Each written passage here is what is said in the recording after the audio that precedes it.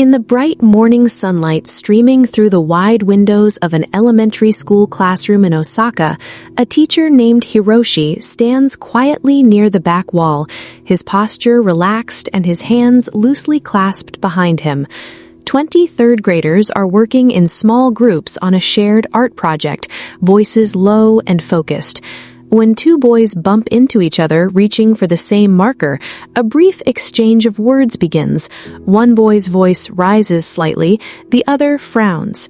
Instead of stepping forward or calling out a warning, Hiroshi remains perfectly still, his eyes steady and patient, watching without a single word. Within 30 seconds, the boys sorted out themselves, one offering the marker with a small nod, the other accepting it with a quiet thank you, and the group returns seamlessly to their task. The entire classroom hums with a gentle, productive energy. No raised voices from the teacher, no threats of punishment, no visible discipline at all.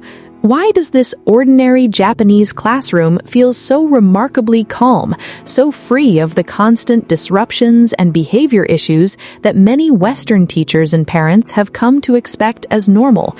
It is because Japanese educators draw on ancient wisdom captured in concepts that English has no single word to fully capture. The first is mimamoru, written with two characters, one meaning watch or observe, and the other meaning protect or guard. Mimamoru is the art of watchful protection. It means staying close enough to ensure safety while deliberately holding back, allowing children to experience small conflicts, feel their emotions, and resolve them on their own, so they develop genuine inner strength and social skills.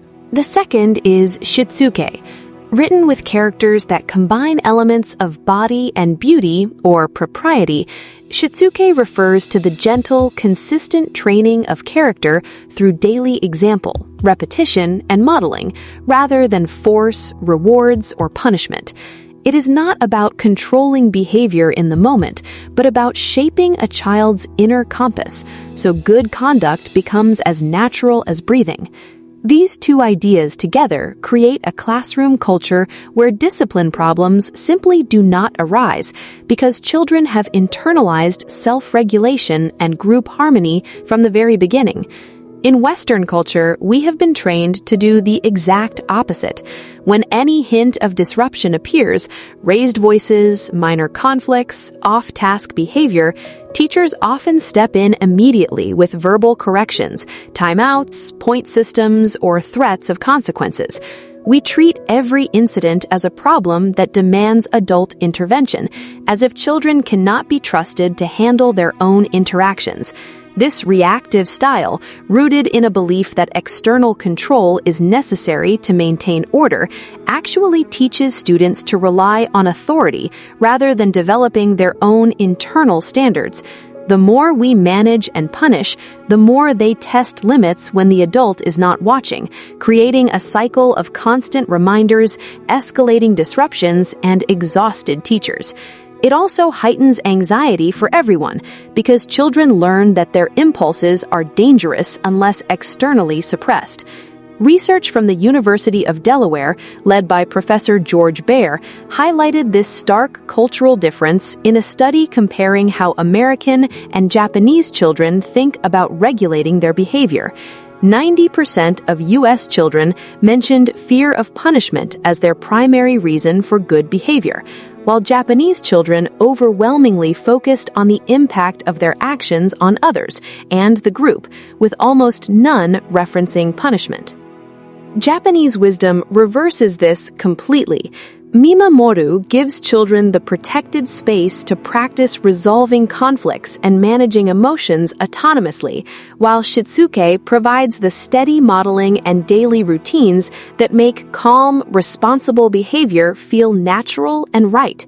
Instead of imposing order from outside, the classroom protects the child's growing autonomy, so self-discipline grows from within.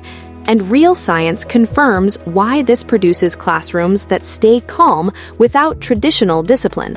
Researchers Fuminori Nakatsubo and colleagues at Hiroshima University conducted a detailed study published in the Early Childhood Education Journal examining the mimamoru approach in Japanese early childhood and elementary settings. They found that when educators practiced this watchful, non-intrusive presence during children's conflicts, students developed stronger problem-solving abilities, greater emotional resilience, and dramatically fewer escalations. Children learned to handle interpersonal challenges independently because they had been trusted to do so under the quiet protection of adults. Another foundational study by Bamba and Haidt from the University of Illinois, published in Children and Youth Services Review, documented how mimamoru in Japanese child-rearing and school environments supports social and emotional well-being by allowing children to navigate frustrations with minimal adult interference, leading to more cooperative behavior and reduced need for disciplinary interventions overall. This is why Hiroshi's classroom and thousands like it across Japan feels so peaceful. Teachers have internalized mimamoru as the deepest form of care, stepping back precisely when children need room to grow. They practice shitsuke by modeling calm focus and group consideration throughout every routine of the day. The philosophy does not mean ignoring safety or allowing chaos.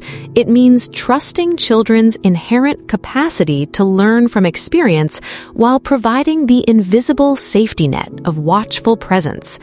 Over time, the very behaviors that would require discipline in other systems simply do not develop because children have already become the calm, responsible members of the group the classroom needs.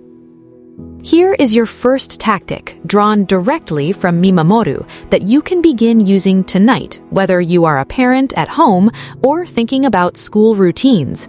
The next time your child faces any small frustration or conflict, siblings arguing over a toy, difficulty with homework, or even a minor meltdown, pause completely before intervening. Position yourself nearby, within easy reach if safety requires it, and simply watch with calm, supportive presence. Breathe slowly yourself. Resist the urge to jump in with solutions or corrections for at least 30 to 60 seconds. Your steady, non-anxious observation becomes the same protective space Japanese teachers provide. Most children, given this room, will work through the moment themselves far more effectively than if you had rushed in. Over days and weeks, this single practice teaches them that their emotions and conflicts are manageable, dramatically reducing the kinds of disruptions that once required constant discipline. Your second tactic comes from shitsuke and can be woven into every ordinary moment of the day or evening routine. Instead of telling your child what to do or correcting them after mistakes, focus intently on modeling the exact behavior you want to see in the classroom or at home. Speak gently when you feel frustrated. Clean up your own space without being asked. Resolve small adult disagreements with patience and respect in front of them. Narrate your own calm actions out loud in simple terms. I'm feeling a bit rushed right now, so I'm taking a slow breath and handling one thing at a time. Do this consistently without drawing attention to it as a lesson. Shitsuke teaches through the body and daily example, so your child absorbs the pattern naturally. Within a week, you will notice them mirroring your composure in their own interactions because they have seen calm conduct lived, not just demanded. Your third tactic brings mimamoru and shitsuke together in a simple daily reflection ritual that mirrors the quiet group harmony of Japanese classrooms and prevents problems before they start. Every evening after dinner or before bed, spend just 3 to 5 quiet minutes with your child reviewing the day in a positive, non-judgmental way. Sit together comfortably and ask open questions like, "What went well today?" Or, "What was a little tricky, and how did you handle it?" Offer gentle acknowledgement of their efforts without praise or criticism. "I noticed you waited your turn when your sister was speaking." Let them lead as much as possible while you remain watchfully present. This nightly habit builds self-awareness through shitsuke modeling and reinforces mimamoru trust. It turns every day into quiet training for the kind of inner calm and group consideration that makes Japanese classrooms feel effortless.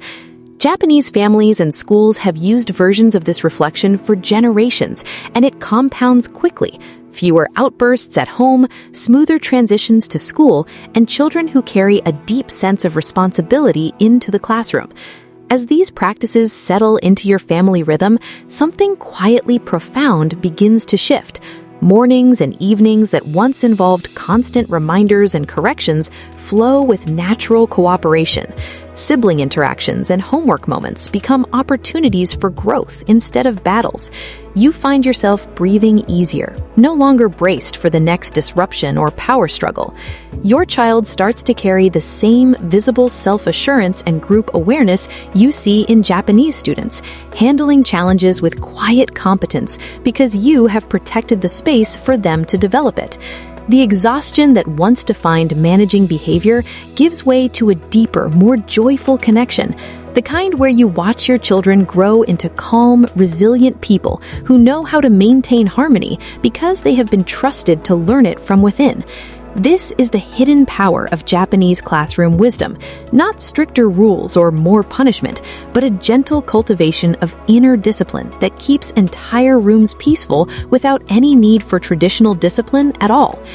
If this video shifted something in the way you see classrooms and calm, share it with someone who needs to hear it. And if you want more on how the world's wisest cultures quietly build calm, resilient children, subscribe. There's a lot more coming. See you in the next one.